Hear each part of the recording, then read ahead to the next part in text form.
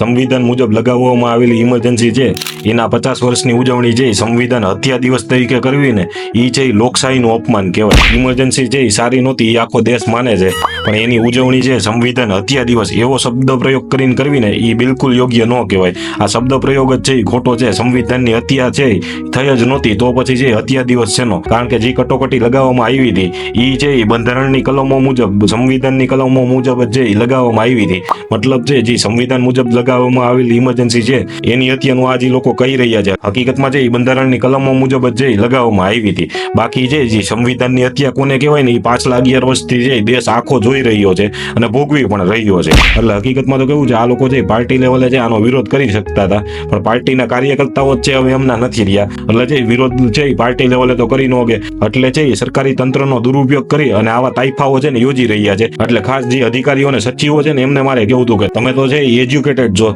તો તમારે તો છે આ સરકારને કેવું હતું કે આવી રીતે ન હોય. હકીકતમાં છે બંધારણ મુજબ જ છે ઇમરજન્સી લાગી હતી, તો એનો છે સંવિધાન હત્યા દિવસ એવા શબ્દ પ્રયોગ સાથે છે ઉજવણી ન થવી જોઈએ. અને આ ઉજવણી છે સરકારી ખર્ચે તો છે બિલકુલ ન થવી જોઈએ, કારણ કે હજી પણ છે દેશમાં છે બંધારણ છે અમલમાં છે. તો આવી ઉજવણી છે હકીકતમાં છે લોકશાહીનું છે ને એ અપમાન સમાન જ છે. એટલે ખાસ છે સચિવો અને અધિકારીઓએ છે આ ઉજવણી કરવાની છે ના પાડવાની હતી, અને જનતા છે એ તો આમે આ મુદ્દે ચૂપ જ રહેવાની, કારણ કે એને જે હપ્તાની અને દેખાડો કરવાની જે માયાજાળ છે એમાંથી જો નવરી થાય તો છે આ મુદ્દે છે સરકારને પોતાનો અરીસો બતાવે ને. એટલે ખાસ છે સરકારને કેવું હતું કે આવા છે તમારા તાઇફા છે બીજી વાર ન કરતા ને આ તાઇફા પણ જે કર્યા છે એ બંધ કરી દેજો. અને ખાસ છે અધિકારીઓને કેવું હતું કે આવી રીતે છે બંધારણ વિરોધી વાત છે એ કોઈની પણ છે એ માનતા નહીં, દેશમાં જે બંધારણ છે ને એ મુજબ હાલજો. ધન્યવાદ. જય હિન્દ, જય ભારત.